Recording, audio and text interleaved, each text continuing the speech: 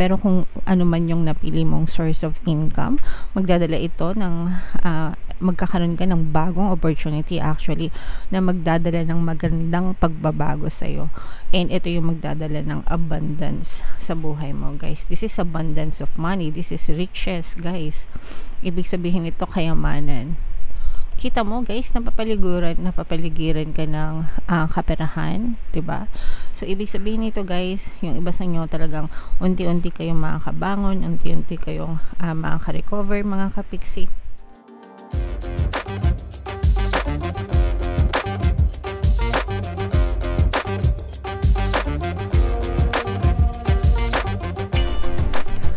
Hello guys, hello Capricorn, welcome back to Pinay Pixie Tarot. Ang pamagat ng episode natin for tonight is second quarter kapalaran para ngayon 2024 para sa Capricorn, Sun, Moon, Rising, Sign, and Venus.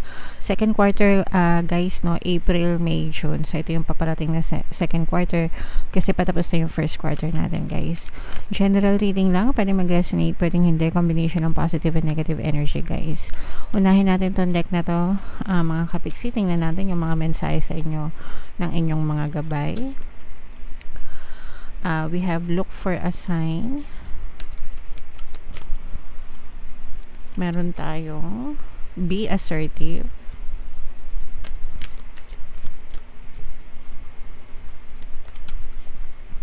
Abundance, grabe. Unang-una pa lang. Just so you know, Capricorn, no, kayo yung zodiac sign na unang-una kong nire-record palagi, no? And ito pa ang lumabas sa inyo, no, kaaga-aga, abundance agad, mga kapiksi. So i-mind nyo na to, guys, no. Ibig sabihin nito, guys, pagpasok ng second quarter is abundance yung nag-aantay sa inyo, o kaya naman galing kayo from first quarter. If you are already experiencing abundance, mga kapiksi, magtutuloy-tuloy ito sa pagpasok ng second quarter, guys. So kailangan maging handa kayo, guys, no, sa pagtanggap nito mga blessings na to, mga biyaya na to. I-mind nyo na yan sa comment section. Mind abundance, mind blessings, mind kasaganaan. And kailangan nyo sabayan ng guys, no, pagkukusa. Itong pagiging assertive, yung may action, guys, no, may kusa, may tapang ng loob, may confidence, may kusa. Yun talaga yun, guys, kusa, no. So syempre kapag mas masipag tayo, mas may kusa tayo, mas assertive tayo, mas positive yung vibration nyo, mas may experience nyo tong abundance na to, mga kapiksi. Okay? And yung mga dasal nyo, guys, no, maaaring sinasagot na yan. So lingon-lingon kayo sa kaliwa, sa kanan, mga kapiksi. Look for a sign, or kung gusto nyo mag-ask ng signs from your angel guides, do so, no. May mga tao na mahilig sa ganun. Nag-a-ask po ako ng sign from the universe kung para sa akin talaga to, ganito, ganyan, and that's fine, mga kapiksi. So if you're asking for signs, make sure na lingon-lingon kayo sa kaliwat kanan, mga kapiksi. Baka nandyan na pala yung sign, baka ito na pala yung sign, malay nyo, diba, na ito talaga yung sagot sa inyo, mga kapiksi. Alright? So, comment down below if feeling nyo naka-resonate kayo dyan, Capricorn. Shuffle natin to, guys, no? Hanapin natin yung energy ng Capricorn. Habang sinashuffle natin to, panoorin nyo muna yung video natin regarding sa ating paano mag-manifest ng abundance video course. Kapiksi, sawa ka na ba sa mga struggles at hirap sa buhay mo? Masipag ka ba at masikap sa buhay ngunit hindi ka pa rin umaasenso? Ilang beses ka na bang nag-attempt magnegosyo at mag-invest pero palagi ka pa rin nalulugi?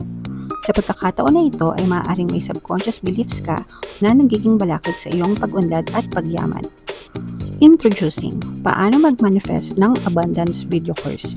Dito ay matututunan mong ma-overcome ang mga balakid mo para tuluyan ka ng umunlad, umasenso, sumagana, maging matagumpay, successful at maswerte sa iyong kabuhayan, pera, trabaho, negosyo, salapi at kaperahan ng bonggang-bongga. Dali, mag-send na ng email sa pinoypixietarot@gmail.com at simulan na ang iyong pagyaman ngayon. Alright, so sabay-sabay tayong magpayaman ngayong 2024, mga kapiksi. Mag-avail na kayo ng course, guys, kasi sobrang ganda talaga niyan. And good news, mga kapiksi, dahil ngayong March, no? Until March 31, guys, magbibigay tayo ng free 1 pampaswerte subliminal sa lahat na mag-a-avail ng course, mga kapiksi. Kaya mag-avail na kayo. Sobrang ganda talaga yan, guys. And meron din tayong email coaching, manifest your desires using the law of attraction. If meron kayo mga specific na gusto nyong i-manifest, guys, pwedeng love and relationship, pwedeng money or career, pwede kayo magpabook ng email coaching session with me. Mag-send lang kayo, guys, ng email sa pinoypixie@gmail.com.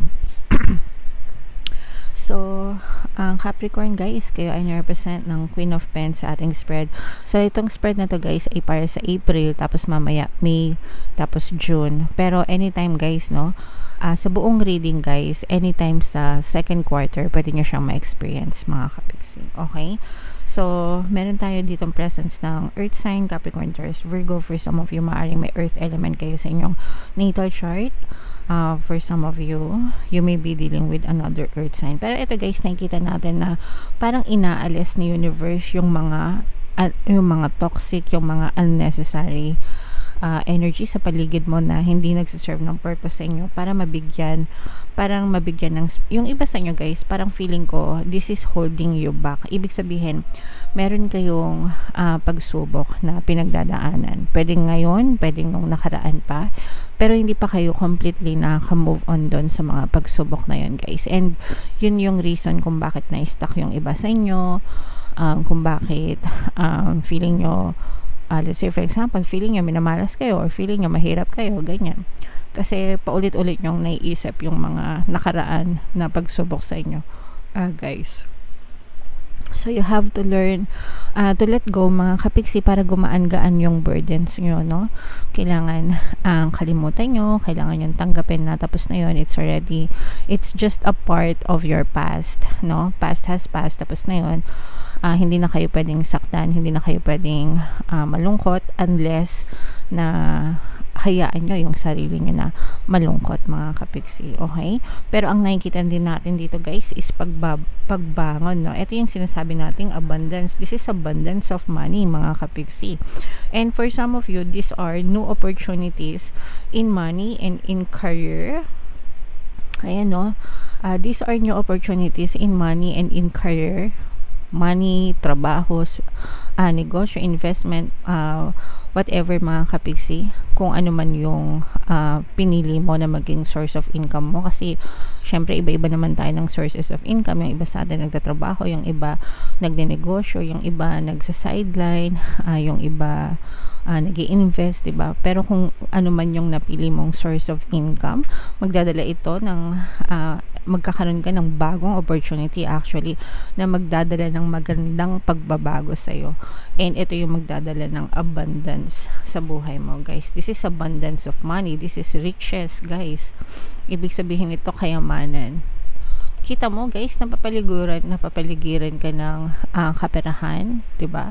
So, ibig sabihin nito, guys, yung iba sa inyo talagang unti-unti kayong makakabangon, unti-unti kayong makaka-recover, mga kapiksi. Sa inyong kabuhayan, sa inyong kaperahan, magdadala yan, magtutuloy-tuloy yung magandang pagbabago na yan. Itong mga negative experiences nyo, guys, no, kapag yan ay kinalimutan nyo, kapag yan ay, kumbaga parang nag-move on na kayo, in-accept nyo na, tapos na yan, doon na unti-unting magkakaroon ng changes, pagbabago sa pattern mo sa buhay mo, okay? Alright, so i-mind mo na yan, guys, sa comment section, mga kapiksi. Ito naman sa May, guys. So dito nakikita natin na wow. So mapapalitan yung mga pag-iyak nyo, mga kapiksi, no? Mapapalitan yan ng kaligayahan naman. So this is ito, guys, ito yung combo ng abundance of happiness and abundance of money, no? So, yung second quarter mo, guys, ay combo ng abundance of money and abundance of happiness, guys. So, yung mga pag-iyak-iyak nyo, yung mga sakit ng ulo nyo, sabi ko nga sa inyo, guys, kailangan accept nyo na yun, tanggapin nyo na yun. It's just part of your past. And kapag ka tinanggap nyo yun na tapos na, doon nyo na ma-experience yung abundance of love and happiness, mga kapiksi. Alright? So, meron din tayong travel na nakikita dito. For some of you, maaring may mag-travel kayo kasama ng family nyo. mga kapiksi, since hindi naman ito kalabuan dahil second quarter talaga yan ang summer season, no? Summer sa Pilipinas, in short, tag-init. Kaya maraming nagbabakasyon, maraming nagbi-beach, no? Kasama yung mga pamilya. So for some of you, maaaring may ma-experience din kayo dyan, guys. And yung iba sa nyo, if meron kayong mga goals na sinet, let's say for example, may specific goal kayo or desire na sinet for this period of time, maaari yung mahit yung mga milestone nyo. Ibig sabihin, maaari kayong magtagumpay, maaari yung ma-reach, maaari yung ma-meet yung mga milestones na yan, mga kapiksi. So ito yung energy ng success. Pwede kayong maging successful, mga kapiksi, dun sa mga target nyo o yung mga target nyo. So let's say for example, tina-target nyo na makapagpa-repair ng bahay ngayong second quarter kasi nga summer. So may hit nyo yung target na yan. Yung mga ganun, mga kapiksi. Alright? And for some of you naman, guys, parang pagdating naman sa relationship, specific relationship, medyo na-stuck naman kayo sa inyong relationship. Parang may unresolved issue kayo, guys, ng iyong partner o specific person. Pagdating sa love life, water sign, energy, Cancer, Pisces, Scorpio.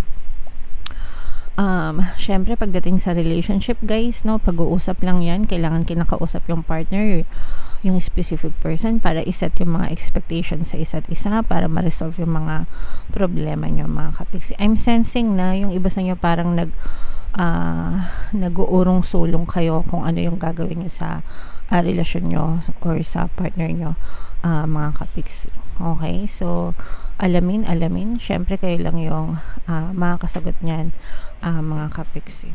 Alright? And then, pagdating, so ito guys, i-mind nyo na yan, no? Mind success, mind tagumpay, mind abundance of money, mind abundance of happiness. Yan yung mga kailangan yung i-mind sa comment section, mga kapiksi. Ito naman ay para sa June, guys. So, dito medyo nakaka-experience tayo ng toxicities dito, mga kapiksi. May mga, mag-ingat kayo sa pagtitake nyo ng action, guys, pag kilos-kilos nyo, especially kung masyado kayo nagmamadali, kasi baka magsisi kayo, mga kapiksi. Baka meron kayong pagsisihan, guys, especially kapag yung uma-action kayo na padalos-dalos, no? Pagpadalos-dalos kayo sa action nyo, pagpadalos-dalos kayo sa inyong mga pananalita, mga kapiksi, baka makasakit kayo, baka merong relasyon na masira, kahit anong relasyon, pwedeng romantic, pwedeng non-romantic, kasi yung iba sa inyo, guys, medyo na-stuck na kayo sa romantic relationship nyo. So, kung hindi nyo ito agapan, guys, baka ito'y lumala, baka kayo magkaroon ng toxicities sa relationship nyo, and maaari ito magdala ng malaking disappointment sa inyo, mga kapiksi. Although nakikita din natin na nandun yung pangunawa, no? Nandun yung pangunawa sa isa't isa, sinusubukang intindihin, ganyan. Kung talagang nais nyo naman, guys, na ma-resolve yung mga issues nyo, kailangan talaga yung pangunawa, no? Meron din pala tayo, guys, mga relationship subliminals, no? In case na makaresonate kayo, mga namang problema sa relasyon, pwede nyo pakinggan yung ating mga relationship subliminals, pampabalisa, pampamiss, pampabalik, ganyan. And ang one thing na medyo meron ditong presence ng air sign pala, guys, Aquarius, Gemini, Libra. May bagong mga ideas kayo na naiisip din na gawin for second quarter, na baka yung iba sa inyo, guys, parang feeling ko nagkakaroon kayo ng change of heart, change of ideas, change of plans para sa gusto nyo ma-achieve for 2024. And okay lang yan. It's never too late to start. Ang importante is kung ano yung gusto mo, dun mo i-boost yung energy mo, mga kapiksi. Alright? So, yeah. Comment down below, Capricorn, yan ang reading mo. Anytime, guys, no? May, April, May, June, anytime sa loob ng 3 months na yan, pwede nyo ma-experience itong mga to. Pwede rin hindi. Depende if i-align nyo yung sarili nyo sa energy ng reading. Pero yung mga positive energies, guys, abundance of money, abundance of love, abundance of riches, yan, i-mind nyo yan sa comment section, kasi yan talaga yung pinaka-positive na nakita natin sa energy nyo. Okay? Ito yung ating mga comment down below, guys. guys, if naka-resonate kayo, ito yung ating mga pampaswerte subliminal guys. Pakinggan nyo para maging maswerte talaga kayo ngayon 2024.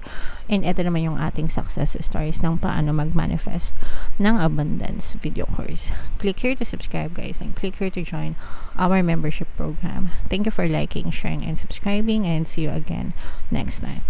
I love you all. Have a nice day. Bye-bye.